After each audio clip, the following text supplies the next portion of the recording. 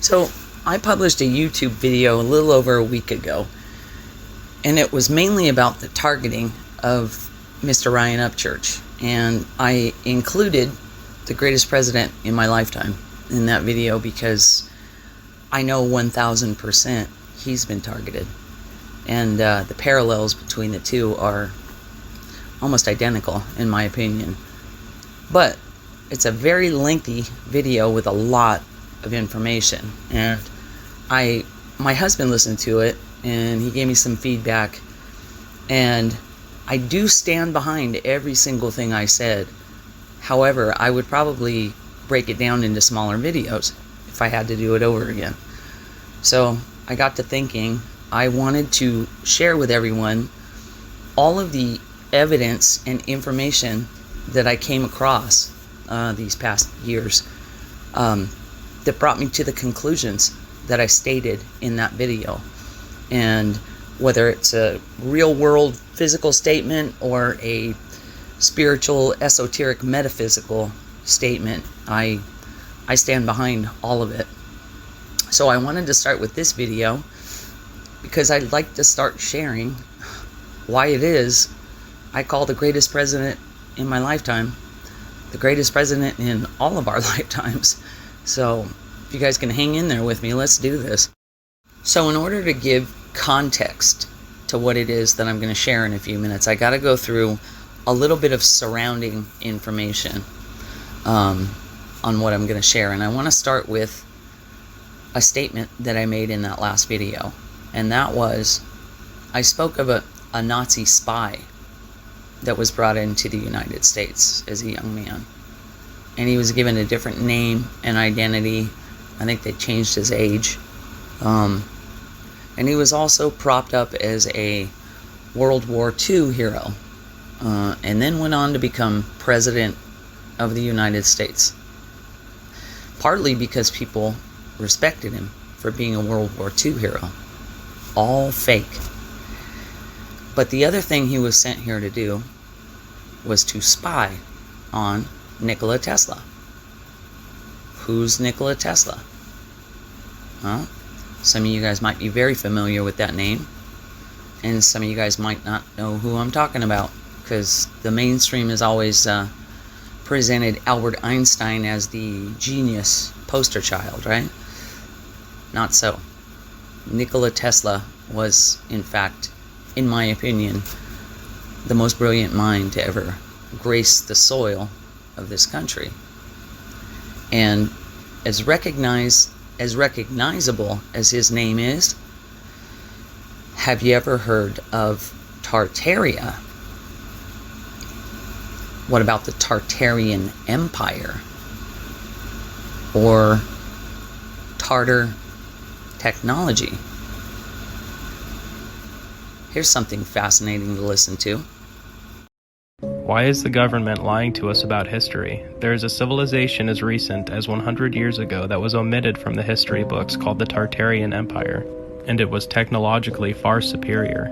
They were able to convert atmospheric pressure into electricity, and as a result of unlimited free energy, they were able to direct their focus towards unity, oneness, peace, love, and harmony, which we don't see in today's society as there is no profit for evil people in times of peace.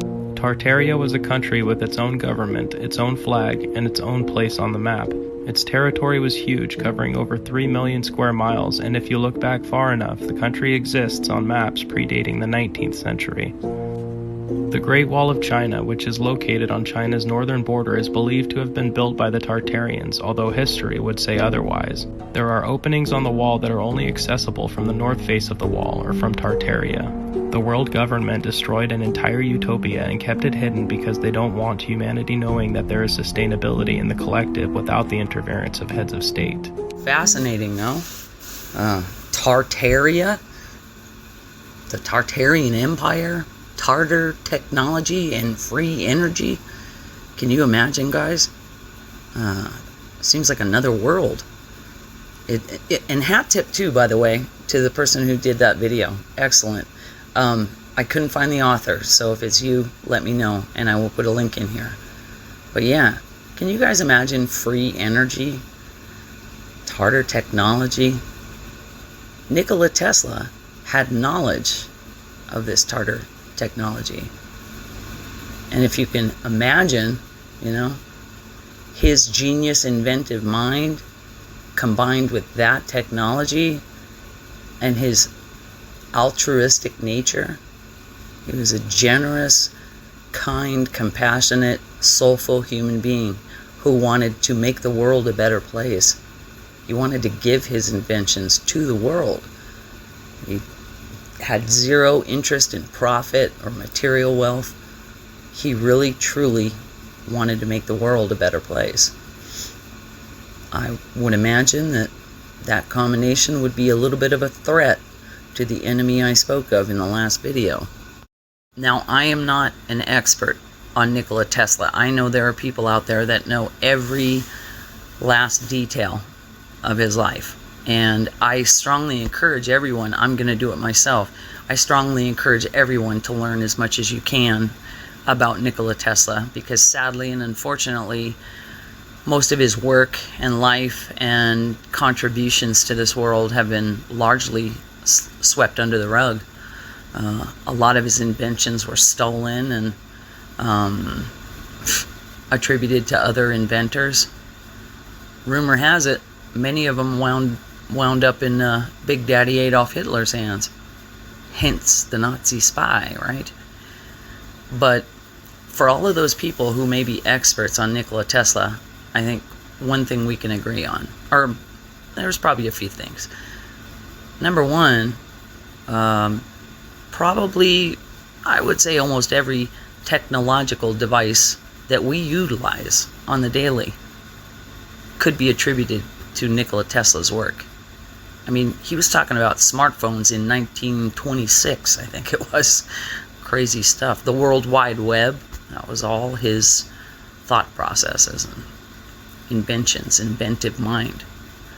But I think it's high time Nikola Tesla be recognized for the contributions he made in this world. Correct me if I'm wrong, to the Nikola Tesla experts,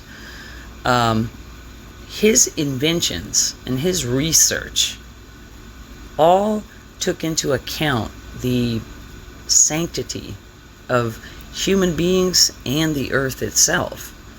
Because from what little bit I know, his inventions revolved around harnessing and utilizing the earth and the atmosphere's natural abundant resources. And the things that he did invent would also have been beneficial to our bodies, our health, our minds, all of it. And I do know a lot of his technology, or a lot of his inventions, are utilized in different health modalities. Not mainstream, but like alternative type health things. Very effective ones too, by the way. But from what I know, it took into account, everything he created took into account maintaining the health and well-being of not only the earth, the air, the atmosphere, the water, but human beings as well. All of that was swept aside. And what do we have today? We have sick people and a sick world. Now, I've already seen where the mainstream media is trying to deny this Tartar technology, or the Tartarian Empire, right? Shout out too, by the way, to the mainstream media, because once you learn some of the rules of the game, right, you learn more from the mainstream media trying to deny something than you do people actually trying to teach the people. So good job, mainstream media. I thank you.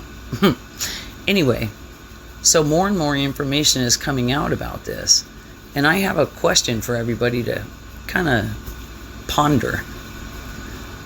What are those big, those old, big, giant architectural masterpiece type buildings? What is that big metal pole sticking out the top? It's usually attached to a dome or some kind of a turret. And ask yourself this: what is it attached to?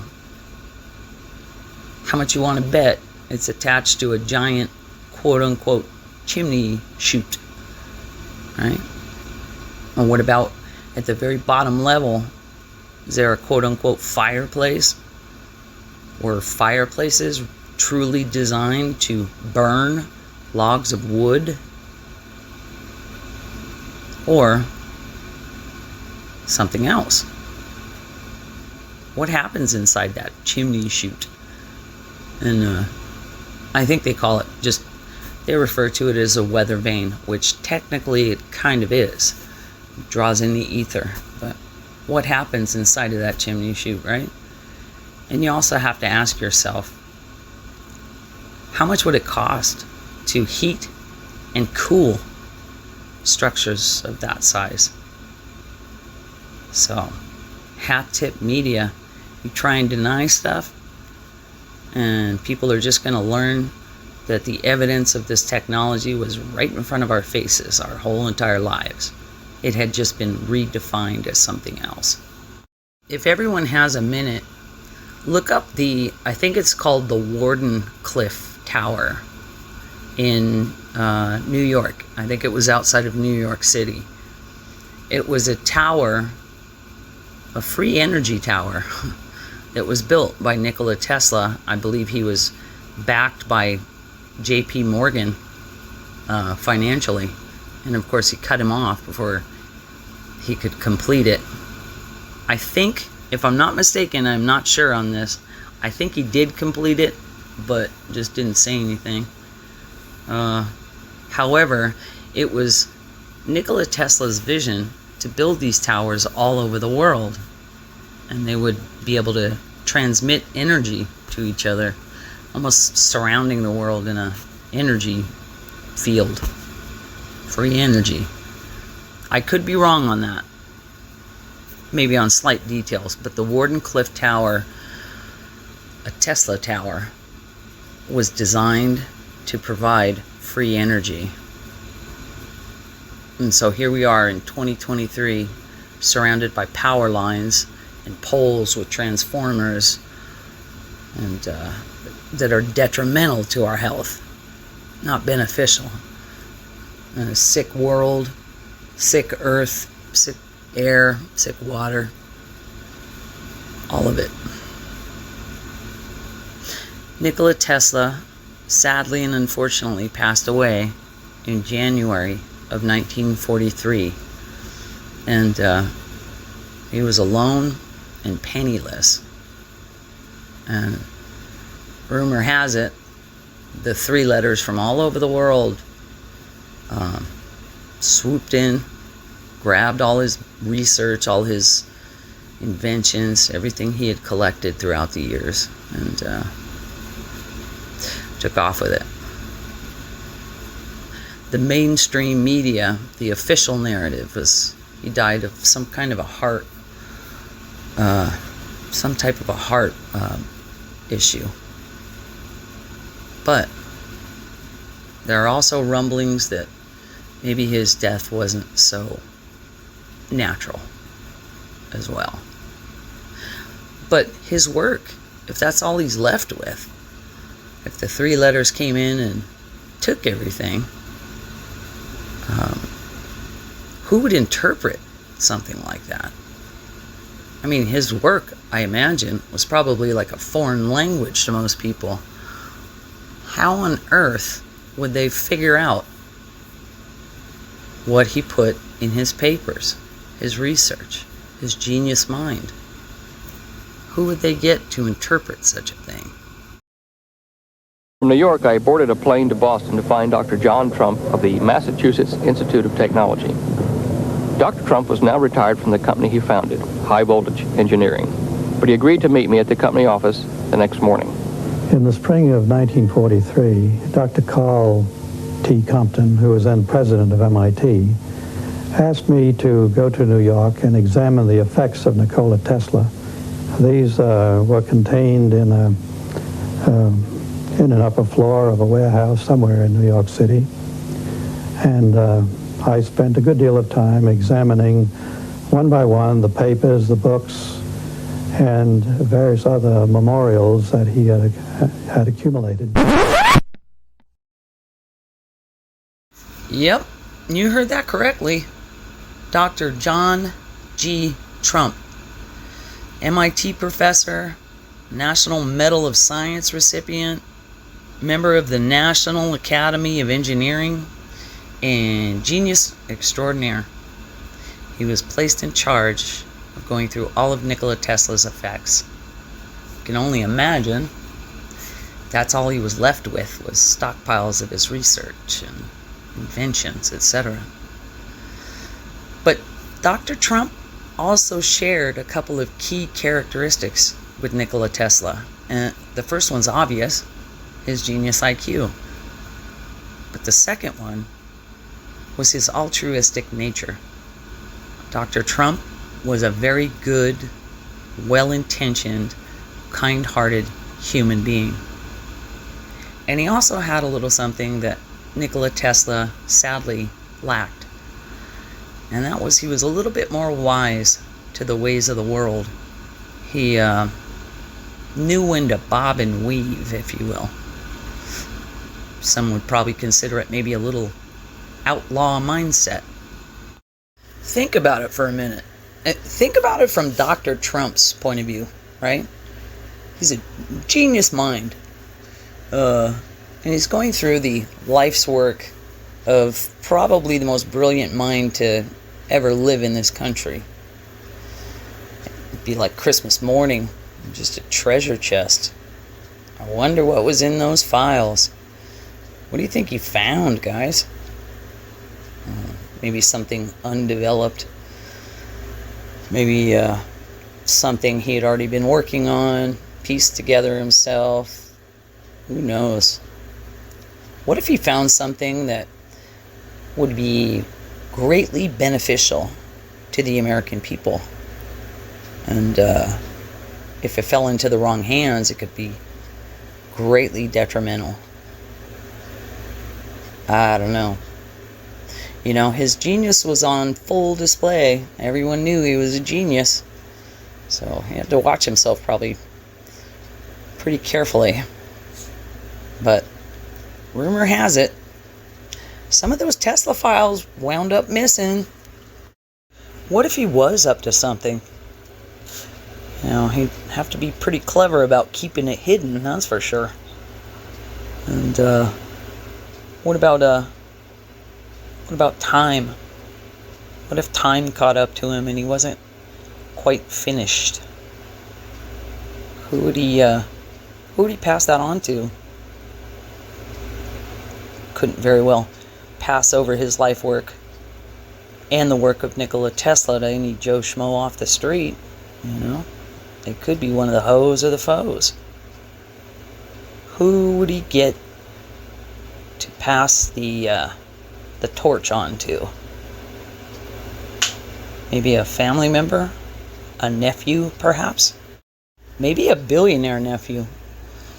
A billionaire nephew that not only shared his genius IQ, but he also shared his altruistic nature, and he was also very wise to the ways of the world. Spent many decades keeping the extent of his intelligence under wraps. Maybe a billionaire nephew with the heart of a lion and the backbone of a steel rod, the agility and reflexes of a falcon, the tactical genius of Sun Tzu, the art of war, and the skills of a master troll with the desire to use them only on those who deserve it. And having spent decades socializing amongst the world's elite, right, playing the billionaire playboy with average intelligence, he was able to size up quite a few. And he was able to determine who was safe and who was in for an epic smackdown. I don't know, guys. What do you think? Think Dr. John G. Trump had any nephews that fit the mold?